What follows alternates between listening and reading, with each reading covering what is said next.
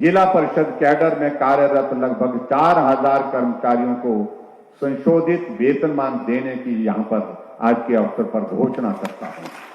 मैंने अपने बजट अभिभाषण में पंचायत चौकीदार के लिए एक पॉलिसी बनाने की घोषणा की थी, जिसके फलस्वरूप आज मैं यह घोषित करता हूं कि जिन चौकीदारों ने लगातार 12 साल तक अपनी सेवाएं दी हैं, उन्हें दैनिक वेतन भोगी बनाया जाएगा। ये भी हमने आज के इसमें तय किया है। और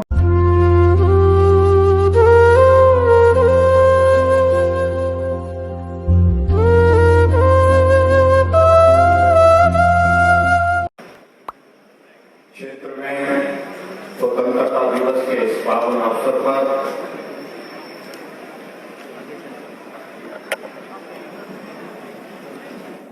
राज्य स्तरीय समारोह में उपस्थित सभी महानुभाव और प्यारे हिमाचल वासियों, मैं स्वतंत्रता दिवस के इस पावन अवसर पर आप सभी को बहुत बहुत बधाई और शुभकामनाएं देता हूं।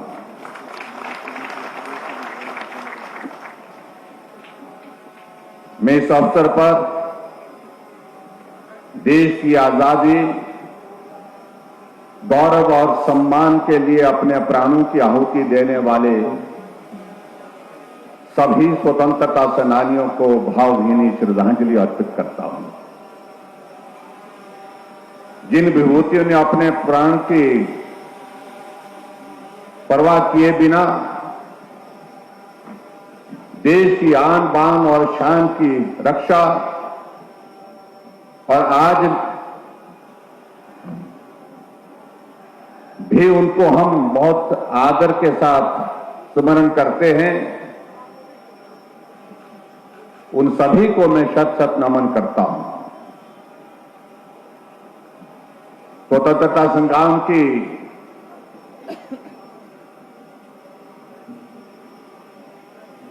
कहानी के अगर इतिहास में हम जाएं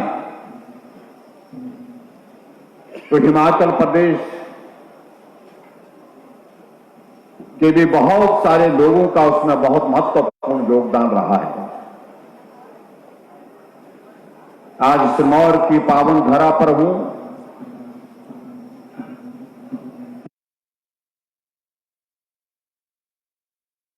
तो बचाओ आंदोलन को याद करना चाहूंगा। इस आंदोलन से जुड़े आम लोगों ने एकजुट होकर विदेशी हुकूमत को यह स्पष्ट संदेश दिया कि हम अन्याय नहीं सहन करेंगे, हमें स्वाधीनता चाहिए, स्वतंत्रता चाहिए, इससे कम कुछ भी कबूल नहीं है।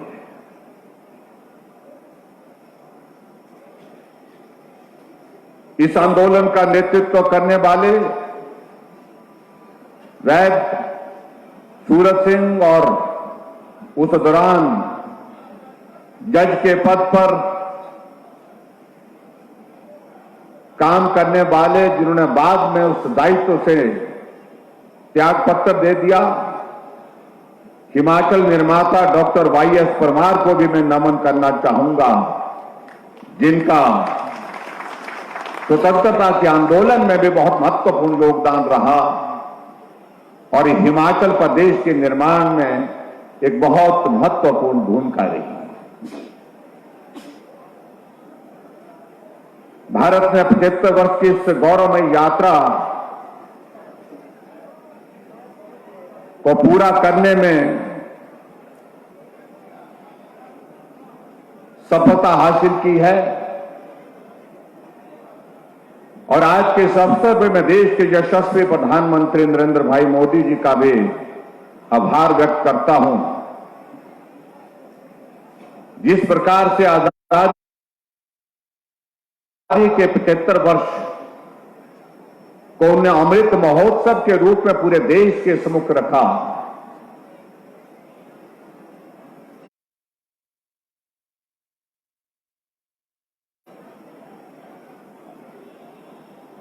और देश के हर घर में तिरंगा झंडा फहराने के लिए विशेष तौर से एक अभियान आग्रह के रूप में किया।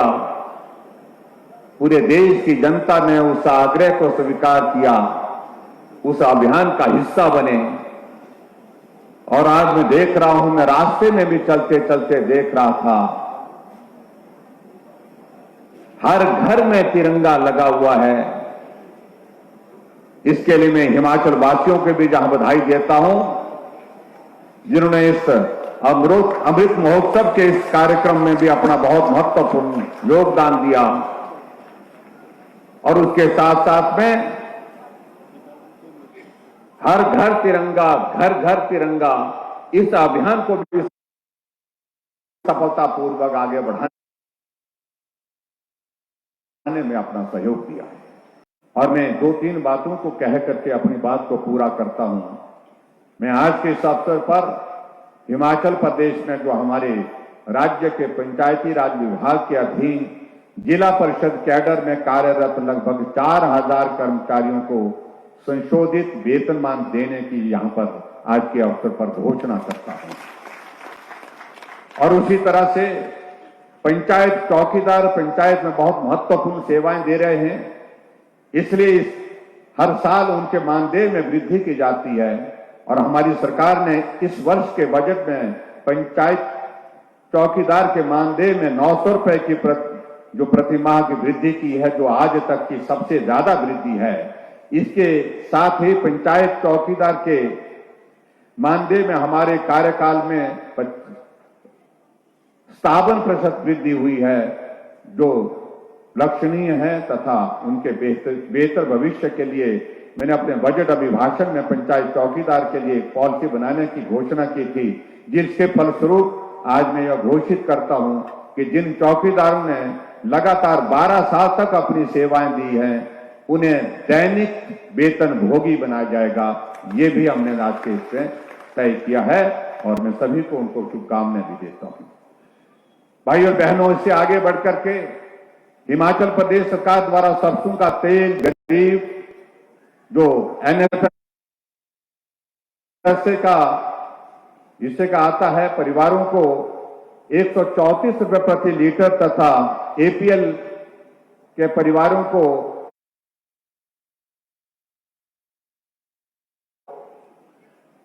139 रुपए प्रति लीटर तथा रिफाइंड तेल गरीब परिवारों को 122 रुपए प्रति लीटर तथा एपीएल परिवारों को 127 रुपए प्रति लीटर की दर से दिया जा रहा है।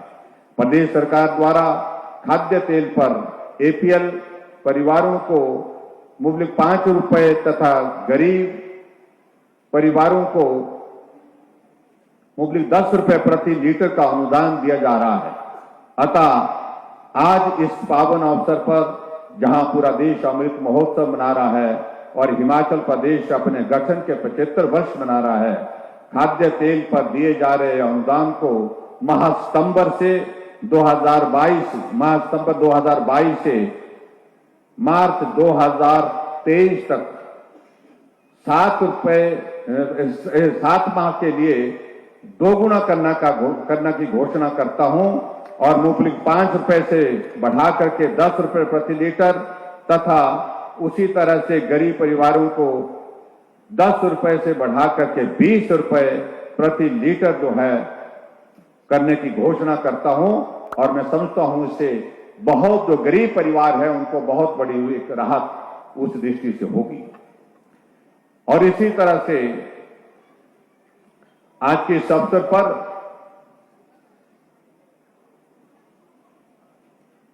मुझे यह बताते हुए प्रसन्नता हो रही कि राष्ट्रीय शिक्षा नीति 2020 के अनुरूप प्रदेश में अभी तक 5000 राजकीय विद्यालयों में लगभग 50,000 बच्चे प्री प्राइमरी की शिक्षा ग्रहण कर रहे हैं। इससे जहां एक तरफ सरकारी प्राइमरी विद्यालयों में नामांकन में वृद्धि हो रही है, वहीं शिक्षा की गुणवत्ता में भी सुधार हो रहा है। अतः मैं घोषणा कर रहा हूं कि प्रदेश में चल रहे प्री प्राइमरी कक्षाओं में पढ़ रहे बच्चों की शिक्षा को सुदृढ़ करने के लिए प्री प्राइमरी शिक्षा नीति बनाई जाएगी। नीति के अंतर्गत शीघ्र ही आवश्यकता अनुसार प्री प्राइमरी शिक्षकों की भर्ती नियमानुसार की जाएगी। इस बात के लिए भी मैं आज घोषणा करता हूं। जो एनटीटी के हमारी बहनें हैं, उन्होंने बहुत इस बात के लिए बहुत जोर से आग्रह भी किया था। और इसी प्रकार से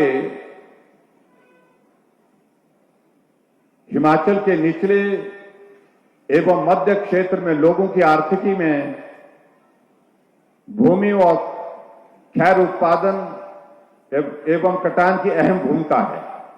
किसान अपने परिश्रम से अपनी जमीन पर वृक्षों का संवर्धन संरक्षण कर रहे हैं ताकि इसका लाभ उन्हें मिल सके। खैर के दोहन के लिए अभी 10 वर्षीय फैलिंग प्रोग्राम के कारण किसान को 10 साल की प्रतीक्षा करनी पड़ती है तथा काटने हेतु अत्यंत जटिल प्रक्रिया का सामना करना पड़ता है, जिस वजह से किसान को जरूरत के समय खैर विक्रय के फलस्वरूप वित्तीय लाभ नहीं हो पाता है। किसान हितैषी प्रदेश सरकार ने इन कठिनाइयों को ध्यान में रखते हुए निजी भूमि से खैर कटान की प्रक्रिया को सरलीकरण करने का निर्णय लिया है, जिसके अनुसार अब किसानों को 10 वर्ष की प्रक्रिया की प्रतीक्षा नहीं करनी पड़ेगी तथा आवश्यकता अनुसार बाजार में खैर बेच पाएंगे। प्रदेश सरकार द्वारा किसानों के हित में पहले से ही वृक्षों की 19 प्रजातियों को 10 वर्षीय कार्यकाल से बाहर किया जा चुका है तथा अब यह निर्णय लिया गया है कि खैर को भी 10 वर्षीय कार्य प्रणाली से बाहर निकाला जाए। उक्त खैर कटान में माननीय सर्वोच्च न्यायालय का 10 वर्षीय फैलिंग प्रोग्राम के बारे में आदेश है।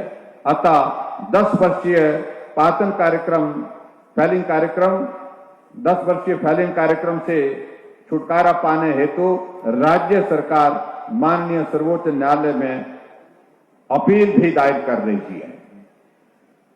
और इसके साथ साथ में भाइयों और बहनों, प्रदेश में इस समय 2,25,000 कर्मचारी कार्यरत हैं, जिसमें सार्वजनिक क्षेत्र में उपक्रमों के कर्मचारी भी शामिल हैं।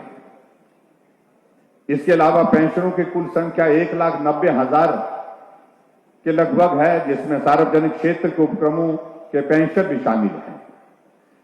कर्मचारियों व पेंशनरों के हितों को ध्यान में रखते हुए मेरी सरकार ने दिनांक 1/1/2016 से वेतनमानों और पेंशन का रिवीजन किया, जिससे कर्मचारियों पेंशनरों को 3,500 करोड़ रुपए का लाभ मिला। पिछले 2 वर्षों में कोरोना के कारण प्रदेश की वित्तीय स्थिति खराब हुई है। इसके बावजूद मैं आज स्वतंत्रता दिवस के अवसर पर कर्मचारियों को पे रिवीजन एरियर की पहली किस्त देने की घोषणा करता हूं। इसके साथ ही प्रदेश के पेंशनरों एवं पारिवारिक पेंशन को भी पेंशन एरियर की पहली किस्त का भुगतान करने की घोषणा करता हूं। इस घोषणा से वेतन एवं पेंशन के एरियर भुगतान पर सरकार 1,000 करोड़ रुपए खर्च करेगी और इस घोषणा से 2,25,000 कर्मचारियों को तथा 1,90,000 पेंशनरों को लाभ होगा, जिसमें सार्वजनिक क्षेत्र उपक्रमों के कर्मचारी और पेंशनर भी शामिल होंगे।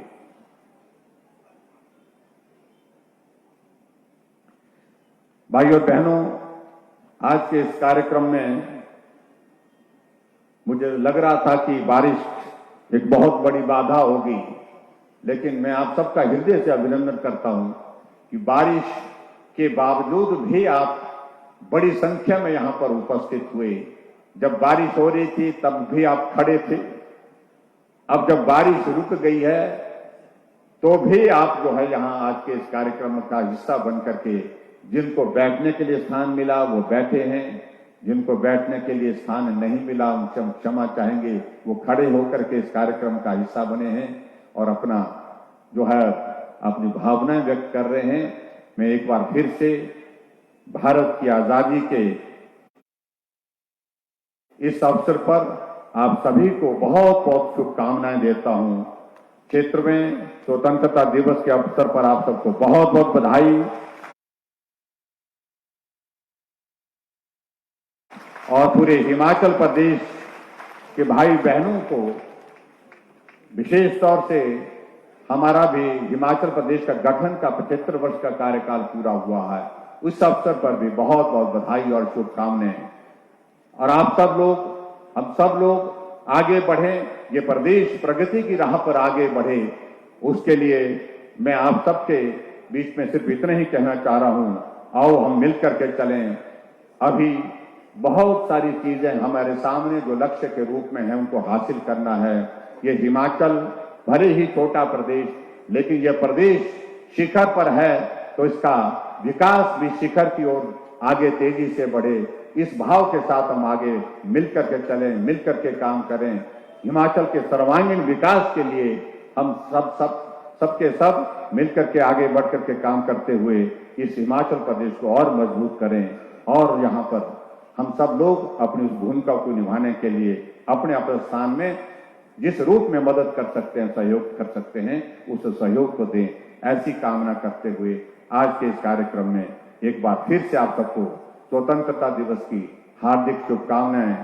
भारत माता की, भारत माता की, भारत माता की।